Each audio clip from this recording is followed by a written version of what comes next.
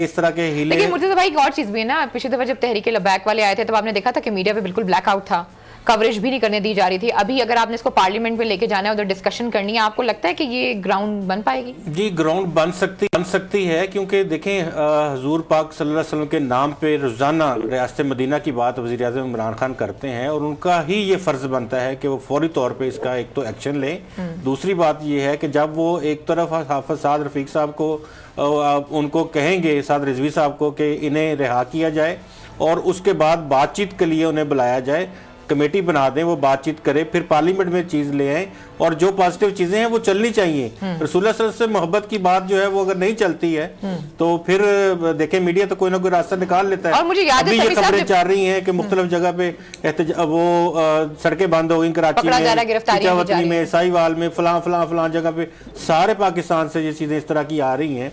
लेकिन अगर आप इसको बाकायदा तौर पर बातचीत के जरिए से आगाज कर लें तो ये नहीं। मुझे याद है समी साहब ने साद साहब का इंटरव्यू किया था और उन्होंने कहा था कि वो बिल्कुल एहतजाज करना चाहते हैं, लेकिन पुरअमन एहतजाज की उन्होंने बात की थी। उन्होंने कहा कि अगर गवर्नमेंट नहीं सुनेगी, नहीं बात करेगी तो हम पुरअमन एहतजाज करेंगे। ऐसे ही समी साहब? जी बिल्कुल ऐसे ही है कि वो पुरअमन एहतजाज करेंगे और अभी उनके एहतजाज की तो बारी नहीं आई। देखिए मेरा सवाल एक ये है कि आप आज कैसे मीडिया पर इस चीज को ब्लैकआउट कर सकते हैं? वजीर आजम पाकिस्तान ने खुद ये ऐलान किया कि मैं अप्रैल में इसको हम पार्लियामेंट में लेके जाएंगे। वजीर दाखिला साहब रोजाना बात करते हैं कि हमारी उनसे बातचीत चल रही है, हर प्रेस कॉन्फ्रेंस में वो बात करते हैं। अब अचानक ये इस तरह के टिकर चलाने स्क्रीन पर कि एक मजहबी तंजीम, वही वो पॉलिटिकल पार्टी है रजिस्टर्ड, उनका बंदे ने वो उनके इलेक्शन लड़ रहे हैं, तो आप क्या ये दुनिया में मैसेज दे रहे हैं? मजहबी तंजीम, क्या मतलब मजहबी तंजीम? They are a religious political party जिनका एक मैनिफेस्टो है, जो एक सिस्टम की बात कर रहे हैं। तो आप ये अगर आपने उनसे बात करनी हो, टाइम लेना हो, तो भले वजीर दाखिला भी बोले, उनसे नाम लेके, भले प्राइम मिनिस्टर साहब भी बोले और भी लोग बोले, और जब आपने उनको पकड़ के अंदर करना हो तो आप ये कहें कि जी वो एक मजहबी तंजीम के लोग। देखिए पाकिस्तान के अंदर फ्रीडम ऑफ एक्सप्रेशन है, अगर कोई तशद्दुद की बात करता है तो जाहिर है हम लेंगे, हम उसको। यहाँ पर तो कोई तहरीक लबैक में तशद्दुद की कोई कॉल ही नहीं दी। एक उन्होंने कहा कि 20 तारीख को हम प्रोटेस्ट मार्च करेंगे। प्रोटेस्ट मार्च कौन नहीं कर रहा? पीडीएम कर रही है, धरने दे रही है। तहरीक इंसाफ ने 124 दिन धरना दिया। ये राइट आप तहरीक लबैक से धरना देने का कैसे छीन सकते हैं? पाकिस्तान आपने खुद इसको एक्सरसाइज किया हुआ है। तो ये जो इस तरह का जो रवैया है कि आप करें तो सब ठीक है, कोई दूसरा करे तो उससे पाकिस्तान की सालमियत पर फर्क पड़ जाएगा, पाकिस्तान की खारजा पॉलिसी पर अफेक्ट हो जाएगा। नहीं, ये ऐसे तो नहीं चलेगा ना। आपको यूनिफॉर्म इसके लिए आपको जो आपने वादे किए हैं आपको वो पूरे करने पड़ेंगे, या इशू पर आपको डिबेट करना पड़ेगी।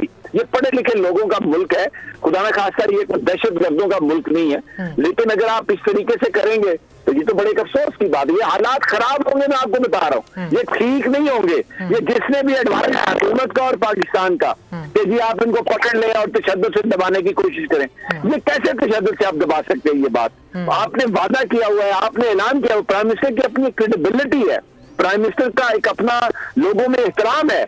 अभी आप देखें 93,000 वोट मिला है उन्हें, पिछले इलेक्शन में 61,000 वोट मिला था, वो सारे बदले के वोट है।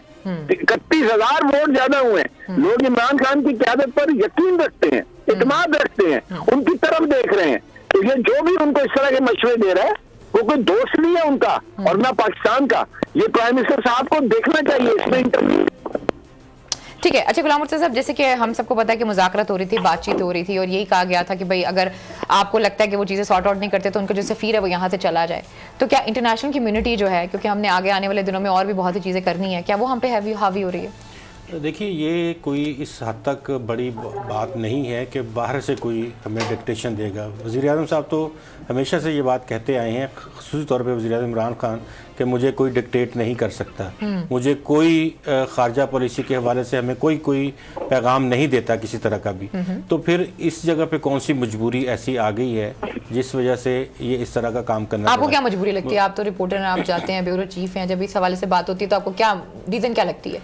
मुझे सर्टन कुछ कम्युनिकेशन गैप लगता है। मुझे नीयत पे शक नहीं है, ना हुकूमत की नीयत पे शक है, ना दूसरी तरफ है। मुझे सिर्फ लगता है कि कोई ऐसा कम्युनिकेशन गैप है, कोई ना कोई ऐसा शख्स ज़रूर है जो वज़ीर आज़म इमरान खान को सूरत हाल से पूरी तरह आगाह नहीं कर रहा, क्योंकि इससे पहले जब बातचीत हुई थी 3-4 रोज़ कबल भी एक इजलास हुआ है, उसमें उसके बाद उस इजलास के बाद हाफिज साहब की तरफ से 3-4 दिन में मुख्तलिफ खिताब किए गए, मुख्तलिफ जगहों पे, अटक में किया गया और दीगर 2-3 जगहों पे किए गए। उसमें से इस तरह की बात जो है वो सामने आ रही थी, जिस तरह से वो कह रहे थे कि 20 अप्रैल से पहले पहले अगर आप वो फैसला जो आपने वादा किया था वो ले लें तो हम आपके साथ हैं, हम बिल्कुल एहतजाज नहीं करेंगे।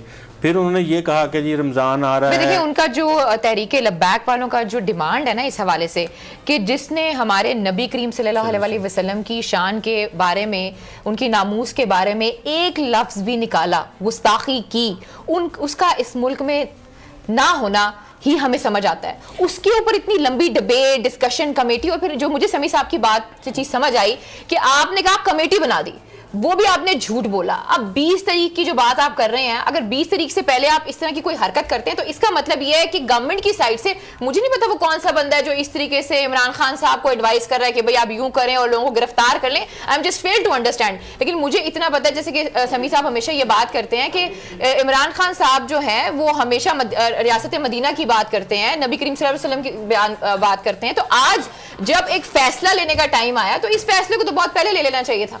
बिल्कुल आप दुरुस्त कहती हैं, लेकिन ये जब अभी जो बात हो रही है ना, ये रियासत की बात हो रही है, क्योंकि ये हम हुकूमती सतह के ऊपर बात कर रहे हैं। इंडिविजुअल कैपेसिटी में अगर कोई शातम रसूल हो तो उसको जिस तरह से ट्रीट किया जाता है आप जानती हैं, लेकिन जो रियासती सतह पे ये किया गया था और ये बहुत बुरा एक्ट था जो कि गवर्नमेंट ऑफ फ्रांस जो है उनकी जानिब से किया गया, तो इसके ऊपर हमने रियासती मौक़िफ़ अपनाने के लिए तहरीक लब्बैक ने ये बातचीत से स्टार्ट की थी और उनसे ये कहा था जी रियासती मौक़िफ़ के लिए कहा गया था। ए नूरे खुदा नूरे बसीरत की तलब है, रमजान का सदका तेरी रहमत की तलब है, मख्फी हैं इसी माह में रहमत के करीने, गर्दाब से निकले हुए बख्शिश के सफीने, गोया है तेरे इश्क में हम सब बराबर, मजलिस को तू गुलदस्ता फिरदौस बना दे, रिंदों को सनाए शहलौलाक पिला दे, तू शम्मे कलम को यदे बैज़ाई अता कर, बच्चों को तो इफ्तार में तस्नीम अता कर। रमजान मुबारक की खुसूसी नशरियात रमजान में बोल, सिर्फ बोल एंटरटेनमेंट पर।